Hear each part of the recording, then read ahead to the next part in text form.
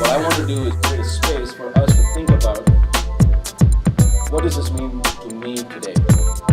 How does it impact Cincinnati in our community? Because all the changes that happen are true and real, but what really impacts us is what's happening in our market segment, in our marketplace. So in a sense, everything's changed. But guess what? It's okay, and it's normal. This is what the market has done in the last 100 years. It goes up, it comes down, it goes up, it comes down. So in good times, if we're not preparing for the bad, it's not a powerful business strategy. It's not a powerful life strategy. Okay? Bring it a little closer home to our marketplace, the US, right? Some major changes have happened. And usually when any one of these changes in these four categories happen, it impacts our business. Me being an optimistic type of person says, hey, creates more opportunity. A lot of changes in technology and the web.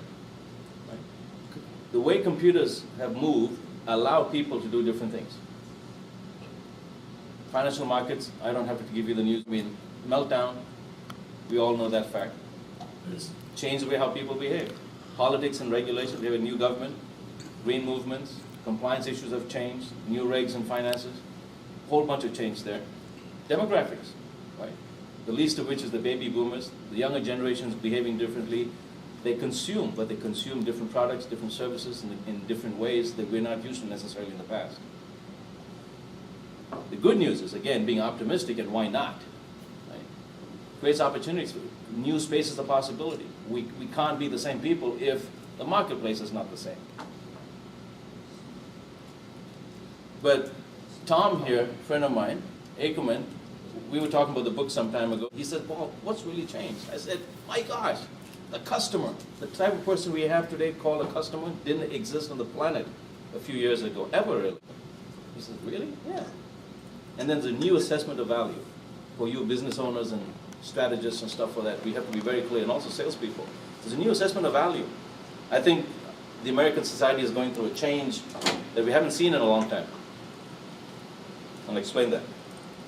So how has the customer changed? My gosh, if the customer's changed, you know, it's pretty intense. Today's customer is tremendously independent, very well informed. Right? The web makes it possible. Very hesitant to spend resources because we don't know what the future is going to look like. We have to be careful. I actually like that, which is why I came back to Cincinnati from Silicon Valley.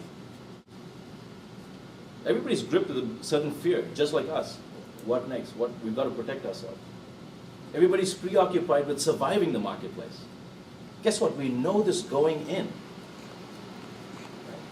3 years ago, when everybody was trying to flip houses all over the country, they weren't trying to survive the marketplace. They were trying to rock and roll. Very different customer. Very different customer. Right? And the biggest change is the customer is very, very well networked. I was running this by my wife last night. She says, tell them about the furniture story. Right? The furniture story is this. We just moved, so we had to buy furniture in the house. And we went everywhere. My wife, she knows from Japan and was a PR manager for Polo Ralph Lauren, home furnishings department. I couldn't make a quick choice here. So we went everywhere. 18 pieces, got a big ticket. Oh my gosh, this is great. Found a wonderful place. And then somebody said, yeah, why don't you do a little more research? And we did, we kept doing research. I found out Chinese oak is rubber. I heard comments from other people, other consumers, right? I used the web. Consumers were talking to consumers. The world is flat, right?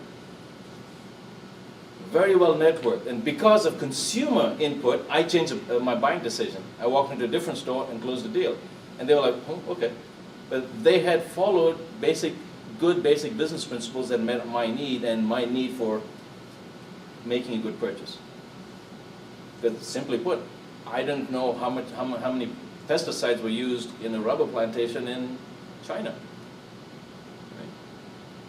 The web makes different things possible today. As business people, as guys, as professionals that want to make a difference in the marketplace, we have to know that going in and then make our offers, design powerful offers. The other big change that I see it everywhere is that there's a new assessment of value. I'm not hearing this in conversation. It hasn't trickled down to common conversation. It's not spoken about, but it's there. Financials. Less cash flow equals less cash flow. Right? It's a ripple effect. It's based on economic principles and human behavior. And that's the key. We cannot assume to look at, even attempt to look at business without addressing the human perspective. When people suffer, they see the world differently, they act differently. Right? None of us want to move towards pain. We always move inherently. There's a flame and we go, oh, we move away from pain. Now, trickle that down into consumer behavior and you'll start connecting the dots on why we're experiencing what we're experiencing and what's happening and how it's going to grow. I have a radical perspective on this. I believe it's good. Because I think we're getting grounded in our business activity now, in our speculations about how we move forward in the market.